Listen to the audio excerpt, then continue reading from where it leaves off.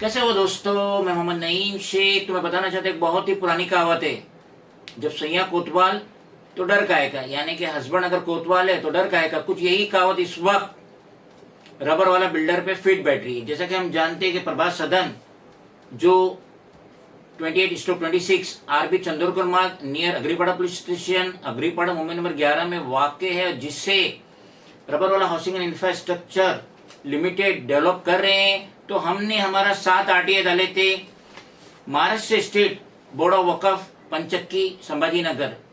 तो उसमें हमने 7 आरटीए डाले जिसकी डेटेड थी 30 सितंबर 2024 और अकॉर्डिंग टू लॉ इनको 30 दिन के अंदर हमें जवाब देना चाहिए था, लेकिन इन्होंने जवाब दिए 7 नवंबर 2024, जिसकी ये कॉपी है।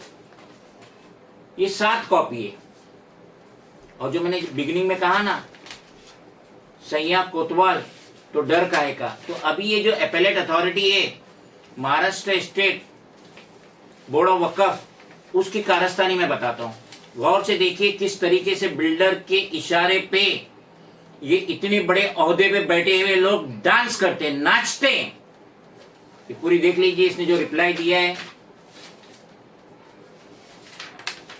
एपेलेट अथॉरिटी उससे कहा जाता है जो आरटीए का जवाब बराबर नहीं आता है, उसके बाद 30 दिन का टाइम दिया जाता है कि आप एपेलेट अथॉरिटी को अप्रोच कर सकते हो। और हमने अपने रिप्रेजेंटेटिव को हैंड डिलीवरी जाके संभाजी नगर, जैसे पुराना नाम था औरंगाबाद, जाके पंचक्की में हैंड डिलीवरी हमने 7 आरटीए हमने डाले थे, उसका ये जवाब आया। और ये जवाब अभी देखिए 7 नवंबर को ये रिप्लाई देता है।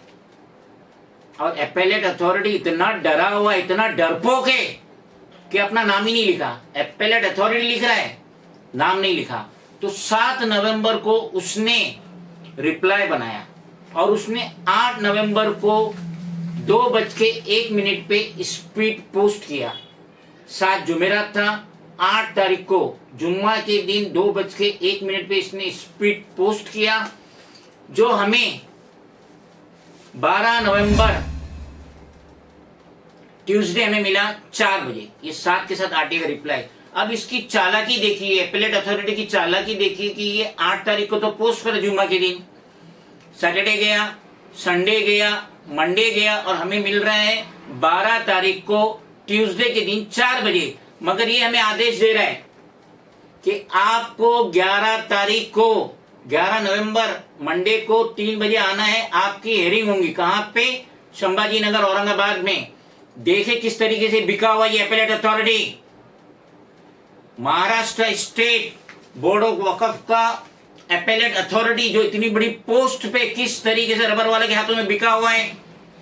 जब ये लेटर ही मुझे स्पीड पोस्ट का मिल रहा है 12 तारीख को 4 बजे, तो मैं कैसा 11 तारीख को 3 बजे इसकी ऑफिस में जाके इसकी 7 हियरिंग अटेंड करूंगा। इसका मतलब क्लियर है, ये प्रभात सदन 1902 जिसका सीएस नंबर है ऑफ बैकलर डिवीजन, इसके पास वकफ का एनओसी नहीं है। वहां वकफ की हिस्सेदारी थी, प्रभात सदन में वकफ की हिस्सेदारी थी। ये बिल्डर ने वकफ से रिटर्न एनओसी नहीं लिया और वकफ एनओसी दे ही नहीं सकता, क्योंकि वकफ के बाप की नहीं है प्रॉपर्टी। ये जो मुस्लिम गुजरे हैं, मुत्तकी गुजरे हैं, उन्होंने अपनी प्रॉपर्टी वकफ को दी थी। नेक काम के लिए उन्होंने सर्फ किए थे, टावर बनाने के लिए सर्फ नहीं किए थे। और ये रबर वाला बिल्डर की नीयत खराब थी।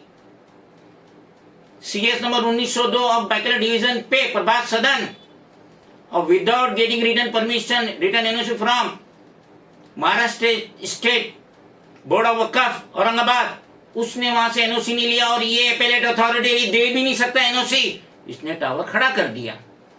अब इसे मालूम था, रबर वाला बिल्डर सोच रहा हूँ हमेशा मेरा जाहिलों से सामना हुआ है, आज इसका पढ़े लिखों से सामने हुआ। और अब इसे पता चल रहा होगा, अब ऊंट को पता चल रहा हूँ कि पहाड़ कितना बड़ा होता है। नहीं तो ऊंट हाइट में रहता समझता है सबसे बड़ा मैं ही हूं, लेकिन आज इसको पता चल रहा है कि मेरे भी बाप मौजूद है देश में।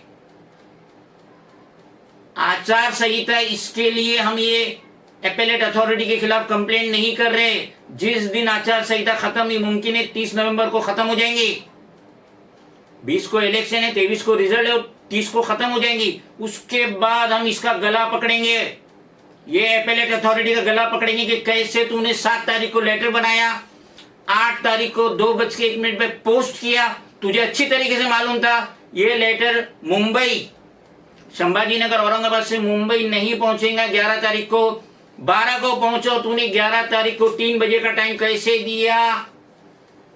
ओपनली मिली भगत है रबर वाला builder with Maharashtra state board of Waqf, और अब इसके खिलाफ मैं रिटर्न कंप्लेंट डालूंगा, मेरी पार्टी के लेटर भी डालूंगा, क्योंकि हाल फिलहाल में नहीं डाल सकता, आचार संहिता है।